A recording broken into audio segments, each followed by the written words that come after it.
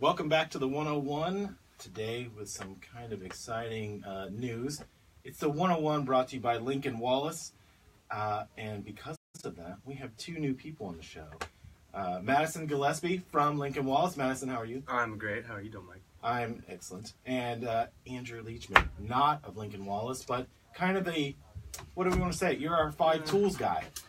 I'm some sort of tool. Yeah. He's definitely a tool. We use Andrew in the spots that we need him. We'll put it that way. Fair. He's a utility guy. Yeah. So I think we should explain why we have Lincoln Wallace on here. And in the past, this show has always been about entrepreneurship, small businesses, and along the way, talking to Andrew, who worked in a small business, who's also an entrepreneur, we connected with Madison, who I'd heard Madison's name a million times, and I thought, what a beautiful girl she must be. Yes. So his eyes sparkle. Yeah. He is a lovely gal. So as we were having these conversations, we all got together, and it turns out we all kind of have a similar small business entrepreneurial spirit, and we've spent probably 9 hours at a Starbucks sitting at a table about as big as the cup and having these conversations, and that's why we put this all together. So Madison, give people a little bit of background on you. Yeah. So, I met, to start things off, I met Andrew a couple years ago, and we just kind of had a lot of mutual, I think, interest just in the business world. And, he's a hustler. He's out selling. I was a hustler at the time. Well, still am. But I was working at NBC here locally in Columbus for about 4 years. And in the meantime of working there, I kind of always had this vision of kind of working for myself and just trying to find the right platform for that. And so I think we'll get into a little bit later about my story, but I decided to start an accounting and business technologies company about 3 years ago with the idea that we could help people with the back end of their business, because I feel like a lot of small businesses are so focused on the sales aspect that they kind of, I don't want to say forget, but that's kind of where the attention goes as opposed to the back end. Right. So we kind of come in, help improve efficiencies, take all the accounting off their plate, and really we're just a resource for them. Well, also, I think you should mention when you're talking about the back end, the reason is because you got to see how the front end worked, right? That's right, yeah. And you could see where selling media to somebody, you could see where you could bring them leads and they wouldn't convert them, or they would get them in, sell them, and then not collect their money, or however that chain breaks down. You're looking at the efficiency side of things. That's right. Yeah. I mean, you see a lot of consistencies. When I worked at NBC, I was dealing with a lot of clients around Columbus, and they're all small business owners. Whether you're doing $20 million a year in sales or you're doing $100,000, you're still a business owner, and you still have the same issues. So I got into a field where kind of every business needs the service we're providing. Right. So now it's just kind of our business model was designed. How do we make it more efficient, and how do we save them money? Not just be an accounting company. Right. And so I saw issues with multiple clients on the back end on the accounting side as I worked in other jobs. And I go, there's a real need there, especially in 2017. Mm-hmm. We have a lot of, I don't want to say older accountants, but just older ways of doing things. And now we have technology that we can implement it into the back end, make it more efficient, automate stuff, save time, save money, so they can grow the business the right way. Right. Well, you're seeing a lot of old school techniques, and once somebody's got it, they kind of pass it down. It's kind of like your insurance salesman. Once you sign up, it's just, we've always done this. Just keep doing it, right? That's right. There might be tweaks here and there, whereas you have a completely different background where you can see more of the full picture than just an accounting person. And it's nothing against accounting people, but there's nothing real sexy about accounting. There's not. But if you can show somebody how to save money, or to grow revenue, which is what you are doing for companies as a salesperson, right? You're the full facet. Right. So that leads us to Andrew. And Andrew, the story about Andrew is fantastic because we met Andrew by mistake. Yeah, that's a lot of people do. Yeah. We're not the only ones. I'm just talking about Rachel and I met him by mistake because we were called to a meeting where there were 9 other people in a room and there was only one person who seemed to be paying attention to anything we were saying, and that was Andrew. So I just focused on him, and we kind of built a friendship outside of all this. But kind of give your background, because you've been in small businesses your whole life, and you've grown businesses. I think it's real quick to back up with kind of elaborate on something Madison was saying. What he was doing is if you're working in the front office and you're trying to basically build a business with leads and build the revenue, and you get those leads, one of the biggest things is, you may be able to convert some, but if you have fundamental issues in your back office and you're not able to retain or progress with your leads, then you're going to fail that way too. So you can give somebody a million different ways to grow their business with advertising and media and marketing, because we have a slew of social media sites that we can use. But if they're not able to actually manage those accounts and that growth, then you're done before you even started. But you experienced that firsthand. Which is now leads me into, firsthand, the previous company that I worked for was a startup company, which I have no problem with trying to help grow. I do like to actually help businesses grow and build a sales team. If you treat people right and teach them how to do what you're doing, you typically always get loyalty out of others. And I don't do that just to build loyalty, but when you can teach people how to, what's the saying, if you teach a man to fish, he can feed himself, you typically do gain loyalty from people. So with that said, we had some mismanagement going on, and I wasn't comfortable with how the company was wanting to grow. And there are other companies in my field of work, and we basically decided to go ahead and we left cordially. We dropped our sales pipeline with that company and went and started I work for Feazel Roofing now, which, if anybody lives here in Columbus, they're the Yankees. They've been around for 30 years. They have 27 years straight of being a master elite contractor for GAF, lifetime warranty, which the biggest thing on that is it's not a shingle manufacturer warranty where you just get paid for materials. You get labor material. If something's wrong, you just call the office. You don't have to call anybody. You're not sending a postcard in every 5 years to hold your warranty. None of that crap. If you're a Feazel customer, you have a lifetime warranty. So how could I not want to work for a company that actually is promising these things and then doing them? And with that being kind of my forte, I kind of create my own schedule. So this kind of meeting people and networking and helping Madison grow his business some, and being involved with doing some of this stuff is something that I was talking yesterday to Madison. I said, this is going to be fun. Well, I'm genuinely looking forward to this. This is just going to be fun. Madison is always our 50-50, is it going to be fun or not? But he's nice to look at. So yeah, I always have that. well, that's why we have him around. He's just like our doll. We just bring him If we around. didn't have this Facebook Live, I don't think I'd be on here. Oh, no. I'm more a visual. I'm bringing Bigfoot into the room with his nice beard. I mean, this is he's here. He's our sales guru guy on the ground, and you and I, we kind of keep our hands clean these days. Right. If somebody looking like me can sell, then we're good. But that is an important thing. If you're looking at it, the reason that this is a great blend is, what we do. I only have one other person that really gets in the hole with me to do this. So we're doing both ends. But there are limits to what we can do. You, being the face of a company and the sales end of things, you could sell anything there is. But you can't manage the back end. Whereas Madison can also sell, but his strength is building a company from the back end. And that's, you have to have both. And that's why this is an interesting dichotomy, because you're going to disagree with some of the things that he's going to say, because his thing is revenue and growth, where yours is sales is growth, right? Yeah. So, and I'm kind of sales and conversion. I'd rather have 10 leads if I know I only can convert 8 of them than having 100 and only convert 8. I feel like you're wasting time. Yeah, I think. Just to go back to Andrew. I think Andrew, when he was sharing his story about the last company he was with, I think Andrew. He was involved too. Yeah, all three of us had a touch point. It's true. Yeah, I think Andrew kind of just knew his value. Right. He knew what his skill set was, and he knew that no matter where he's going to go, he's going to be successful in sales. He proved himself right. Went somewhere else, and now he's killing it, and he's got a better situation for himself. And I think that's a lot of people won't do what Andrew did. They'll get somewhere comfortable. Well, I'd like to talk about that for both of you, because in your situation, Madison, you had a really good gig. It was a really, and I'm not just saying, like to peace out and retire on. And you had the job that, especially at a young age, where people were like, I'm set for the next 30 years. I don't need to do anything. And you gave all that up. Why did you give that up? I don't know if I would say I did give it all up. I don't mean that in no, I know what I you just mean like there's safety, there's security.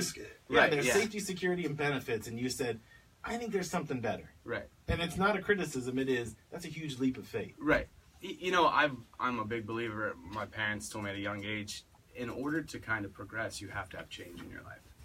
Whether that's in the industry that you're in, whether that's the job you're in. And ever since I was young, I grew up in a family that owned their own business. And I always wanted that. not just the freedom. I mean, if you work for yourself, you understand the freedom.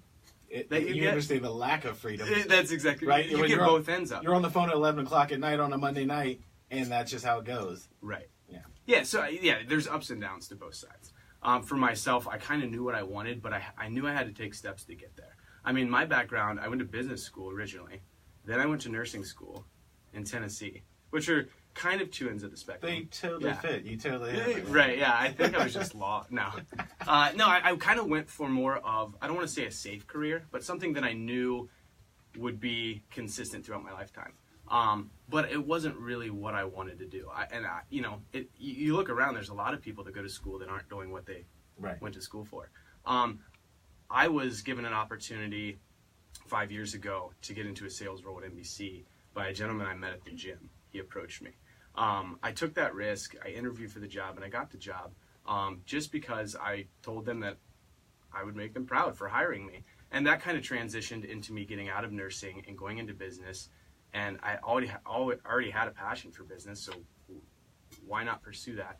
And then, getting into NBC and learning that side of the business, your mind starts to kind of wander like, okay, here I am running, in essence, my own business within this company, doing invoicing, doing sales, managing expectations, making sure these clients are happy. And it was great. It was a great experience, but my vision long-term was to work for myself, and finding a platform that I could do that and really help people is kind of how Lincoln Wallace came to be. There's other reasons too, but it was just an opportunity. Yeah, I did take a risk by leaving NBC out. I'll be honest with you, a couple of days after I left, I was freaking out. I mean, because reality sets in, you're like, oh man. Yeah, I actually, because you felt like the dude on Kung Fu, like you solved the conflict and you're walking away peacefully, and all of a sudden you're like, oh, I might need to go back. Yeah. Wait a second. Which they would have taken you back. Yeah, they would have. They might after this show. Yeah, that's true. That's true. If Gus is watching, hello, Gus. Hey, Gus. But that is such a big leap. I mean, I had to do the same thing, but I didn't do it at your age. I did it at 33, and at the time, I thought I was like some old grizzled veteran. And then you get out, and you're like, everyone is so much older. And like they're like, kid, when you've been around long enough, I'm like, I'm an old man. You don't understand. But Andrew, you had the same thing. You had to walk away from a startup that was growing. From all accounts, from what I have back-channeled, understood, they're growing at the rate they thought they were going to. But you had to make a decision for your own. I made more money there. I had a better deal compensation-wise. But there's always factors. One of the biggest things, it sounds cheesy, but a while ago when I was younger, it's something called happiness dollars, or something you kind of come up with, which I think is the biggest thing. If you went and started Lincoln Wallace and you make exactly the same money or less, you'd be happier doing that than what you were doing before. So, that's kind of the thing I threw into it. I said, maybe I'm making less. My job's going to be easier in the sense of not less work. It's actually more work. I have more things that I have to do. But it's more organized and streamlined. But it's more organized. There's people that are experts at certain little things that I can send an email to and have an answer in 45 minutes, which was not the case before. And then it comes into the fact of what I'm telling homeowners is the biggest thing. And some of those homeowners that I had were family members.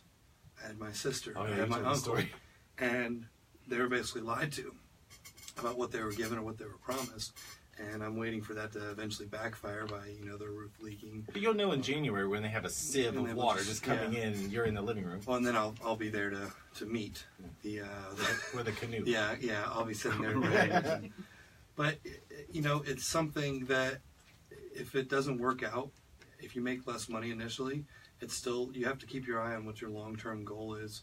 And sometimes change has that, especially when you're in sales and you have a pipeline that's built and it's thriving, you're growing, you're getting referrals, and then you have to drop that dead in the middle of the sales season, go out, start again, which it's hard enough every year doing that. It's a mental hurdle you have to get over every year when you sales resets every year. Yeah. I mean, every month for some people.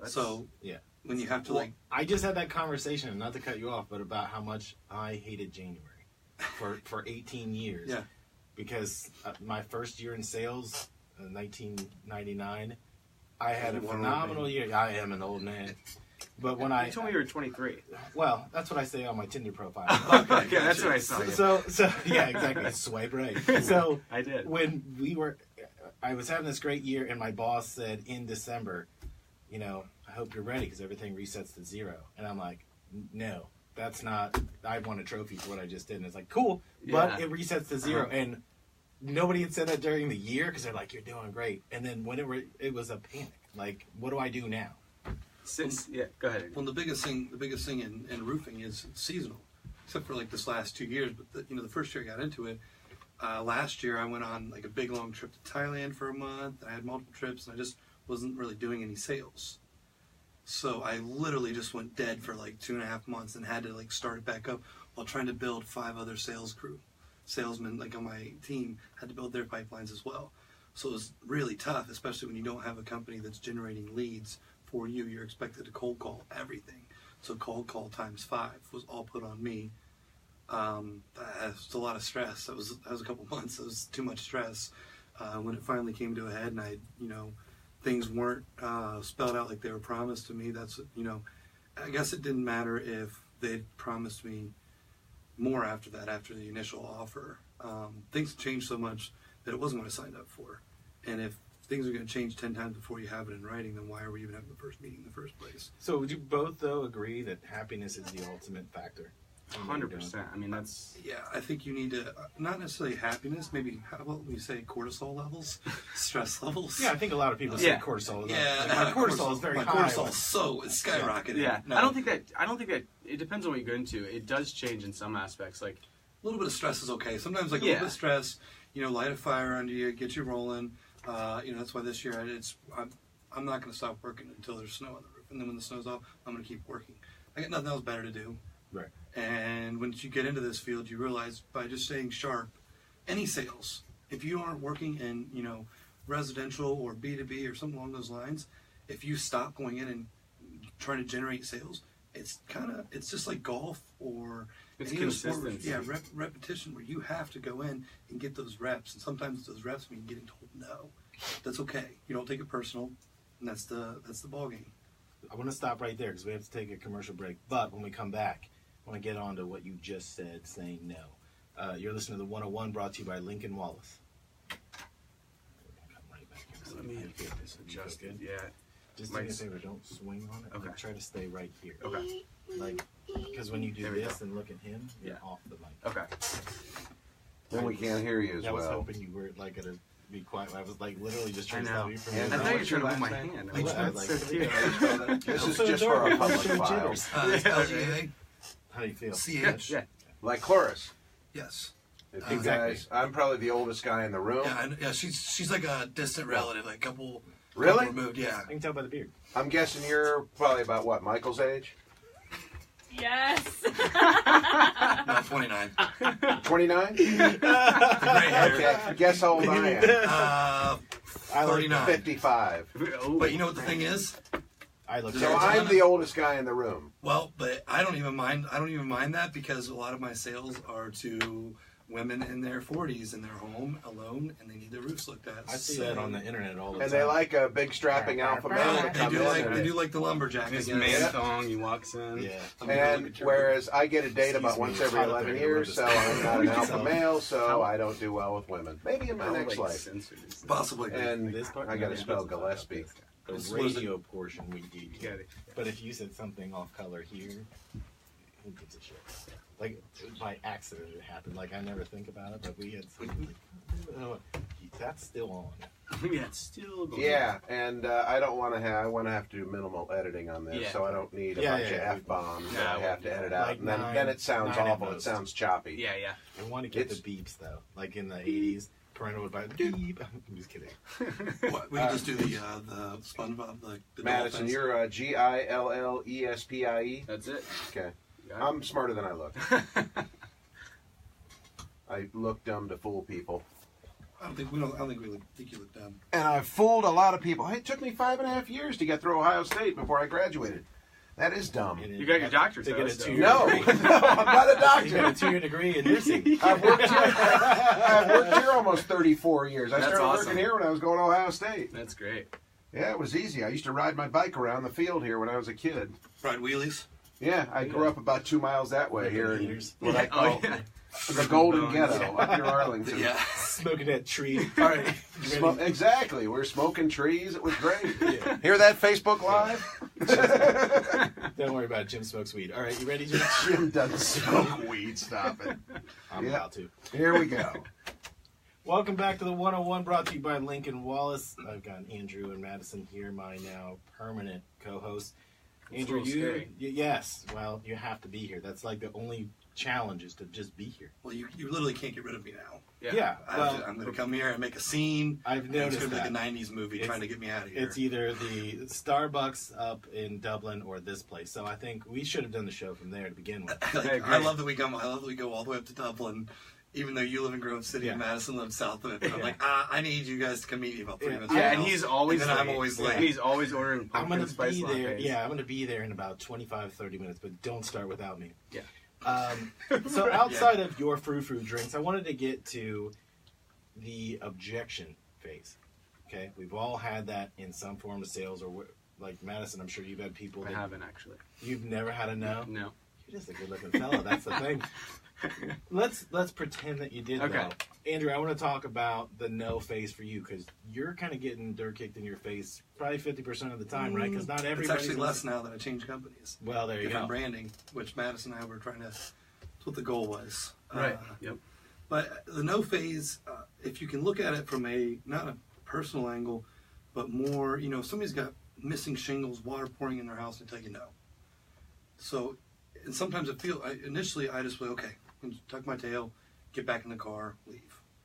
But sometimes it's just one more question or one more thing you can say, and sometimes people are just stunned by it. It's like, well, why aren't you try to find their pain? Why aren't you concerned with that? Why isn't that? And you may find out that, it could be something wild. Their husband was a roofer and he's passed now, and they don't emotionally want you to touch the roof. Who knows? Right. It can be anything. So once you understand that there's some sort of pain involved blocking your process, which, Madison and I both have that in common, where I like to help people. Yeah, I think you're a problem solver. Yeah, a lot of the work that I do. But you've identified something. It is actually called identify the pain. Yeah, it's a pain funnel. You need right. a pain funnel. Identify the pain and see, if there's a way for you to maybe get that out of the way. If you can get that off the table and maybe get them to at least look at your company or explain the insurance process where they have a shingle that's only 15 years old, half it's blown off their house, and they have a good insurance company that's going to cover that, and you've replaced like 10 of their neighbors' houses. I've had that happen where I'm like, okay, well, and you just quickly explain, boom, boom, boom, like, well, wait, hang on. And now they're asking you a question as to what you can do, and they understand that you have value. So it's you're the expert. You know more than they do, but if you overcome that objection, now it is, okay, we're on the same playing field. So you've sat through getting sand kicked in your face to get to that point. And then, the biggest thing I like to tell people is if you let me do my job, I'm going to do everything I say I'm going to do. And at the end of this, I promise, you can tell people, you can promise people everything in the world till you're blue, but you have to have some rapport and people have to trust you a little bit. And then, once you find, sometimes you don't know that there's pain involved until later down the road. The easiest one is actually getting told no right off the bat when it's glaring. Saves your time. Yeah, it'll save your time, or you can get through that objection quickly, and then you can move right into it. Once their guard is down, they trust you, you're able to help them, and I do everything I say I'm going to do, and you get somebody's $10,000 roof replaced for $500 because it had storm damage and half the shingle blown off. Then you're their best friend. Right. Yeah, I think it's important you said, the two first things I learned when I got into the sales aspect of just business is, don't overpromise and underdeliver.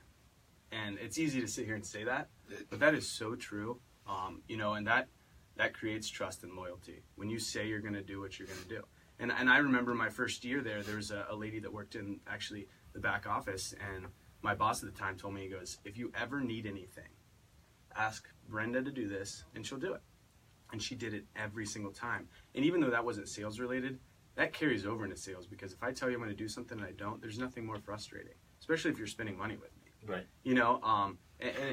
And the other side of it too is, the other thing I was told is, can you handle hearing no?